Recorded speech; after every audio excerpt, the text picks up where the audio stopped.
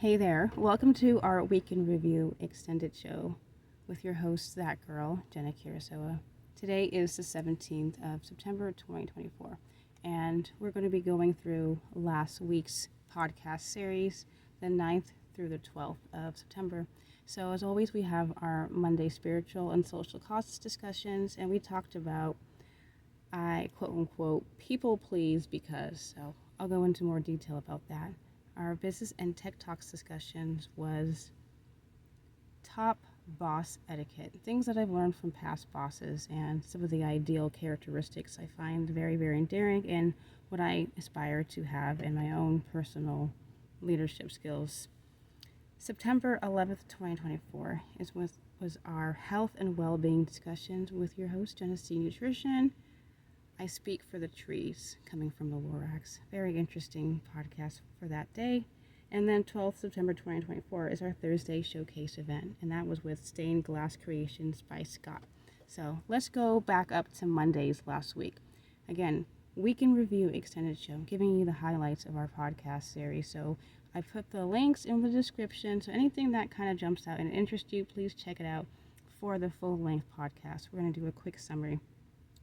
I people please because I was talking to a friend and he asked me to describe who that girl is.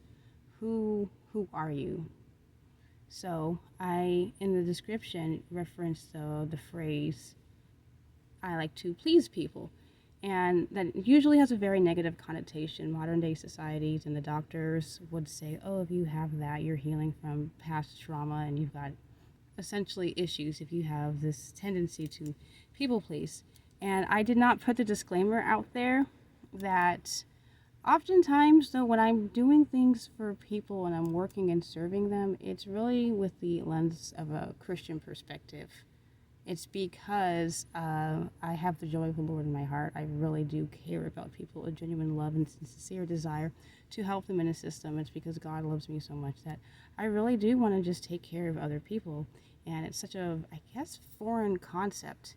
And I'm not saying that I don't have problems and issues and things that I'm overcoming. And again, the experts would argue that, oh, this is a result of your childhood upbringing. I just still believe that there are many people out there who just genuinely have a personality trait where they do care about other people with no strings attached, and it's not a bad thing at all. And I had a couple of scriptural references to kind of back that up. And I was reading last week, and I was grateful for this confirmation because if you go to Ephesians 6:6-8, it says, not with eye service as men pleasers, but as bondservants of Christ, doing the will of God from the heart, with good will doing service as to the Lord and not to men, knowing that whatever good anyone does, he will receive the same from the Lord, whether he's a slave or free. So it's, we really are ultimately serving the Lord, and with that benefit, people are well taken care of. So that's where I'm trying to get, I guess, further explanation as to the reference to people pleasing. It's really to make sure people are taken care of, and I do genuinely care about people. And then also 1 Corinthians 3:18-23. I do need people to realize, though, I truly don't need anything. I don't really want anything in this world. I have my daily bread. I'm content in all circumstances, and most importantly, everything is mine. Like, I truly, genuinely believe that as a child of God, everything is already mine. I just respect others people's things. I respect the 10 commandments, and I don't covet. I'm not jealous or envious of things, of other people, not overly worldly, materialistic.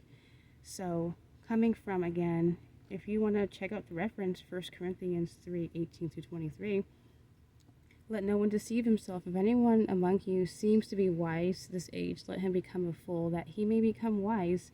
For the wisdom of this world is foolishness with God, for it is written, he catches the wise in their own craftiness. And again, the Lord knows the thoughts of the wise that are futile. Therefore, let no one boast in men, for all things are yours, whether Paul or Apollo, Cephas or the world, or life or death, all or things present or things to come, all are yours, and you are Christ, and Christ is God. So I'm just letting you know, like, As a Christian, I believe the world is ours. The trees, the air, the food, electricity. Um, you get to a point where there's something that you really want. You're good. You're just happy, and you got the breath of life in you, and you know who your God is, and you just have the joy of the Lord. And so, when I say people please, it's really because I just love God so much. But even further, so I usually do this Wires show on Monday, but for some reason I just felt prompted to wait. And this morning, praise be to God, because I found another verse that kind of just reconfirms everything that I'm feeling about this. So that's coming from John chapter 13, and this is the last reference, and then I'm going to transition to the next segment. All right, so 13 verses 15, and I might as well read through 17. And it says, this is where Jesus is washing his disciples' feet. And of course, Simon Peter says, Lord, you're not going to wash my feet. And Jesus says, if I do not wash your feet, you have no part with me. And he's like, okay, well, wash my hands and my head. And Jesus is like, who is bathed needs only to be washed his feet. But is completely clean, and you are clean, but not all of you. So he's talking about the one that's going to betray him. But fast forwarding to 15 through 17, straight up says, For I have given you an example that you should do as I have done to you. Most assuredly, I say to you, a servant is not greater than his master, nor is he sent greater than he who sent him. If you know these things, you are blessed. If you know these things, blessed are you if you do them. He's talking about setting the example of being willing to wash the feet of his disciples. Setting the example as being a leader, willing to get dirty and get down there and do the work. This is the example, and if you do it, you are blessed.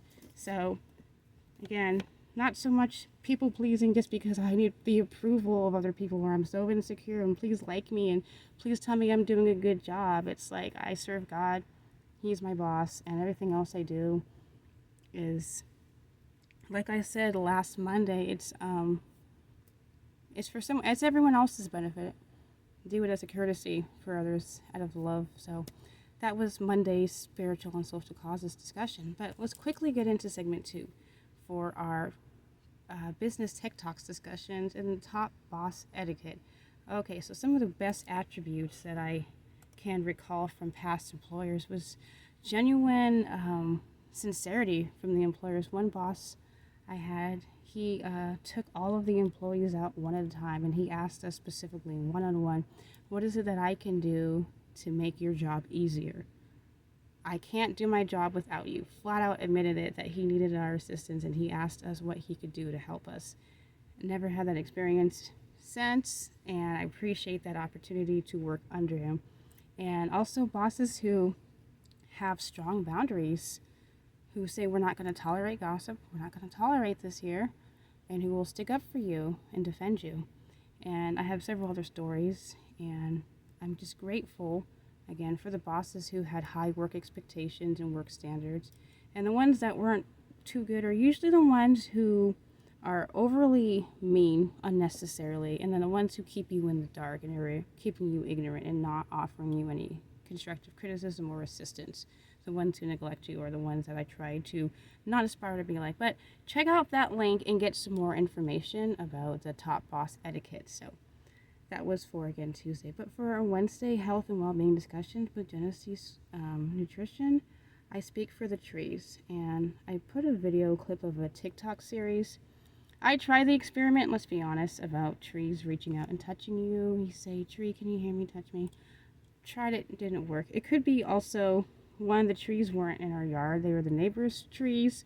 B, my children tend to attack the tree with the leaves. So maybe the trees were a bit offended. Who knows? But I'm willing to try it again. But I also brought up the beautiful book, and I will show you a copy of it because I just happen to have it right here. This is by Rich Ferguson, and it is the 8 Master Lessons of Nature. I'm going through this periodically because nature is so healing, and he talks about just the connective systems of the trees and the ecosystem and how it heals your body. and something about just the unspoken rule of therapeutic benefits that the ancients and the natives already knew about. They just didn't have the scientific evidence to explain it in so well. There's something so spiritual and ethereal about nature.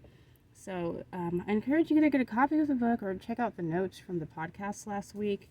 Very powerful. And then I put a video about grounding in there, which is walking around barefoot in the grass and the earth, and the therapeutic healing benefits of grounding. So for our Thursday showcase event for September 12th, 2024, Stained Glass Creations by Scott. And I'm so blessed and honored and privileged to know this gentleman who makes custom stained glass projects.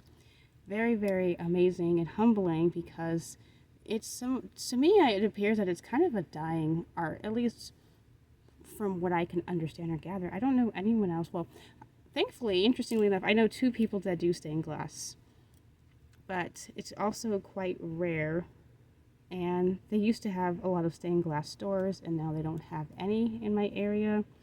And I just wanted to showcase his talent and let people know out there that he's still doing orders.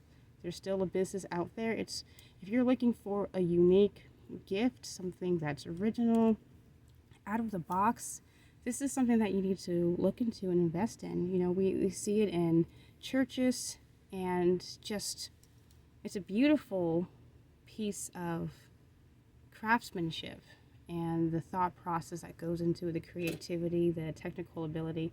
Very, very amazing and humbling. And just the fact, again, that I got to interview this gentleman.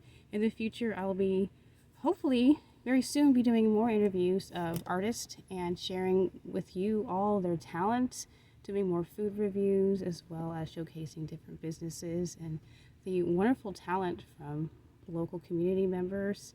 So I think that pretty much sums it up, and I appreciate any time that you've spent with us on our Week in Review extended show, or better known as The Wires. As always, a shout out to the boy Kanye West, Through the Wire. Great classic. And with that, I will leave you. I've been your host, That Girl. At any point in time you're consuming this, I can only hope you're doing well. Thanks as always. Blessings and God's peace to your family.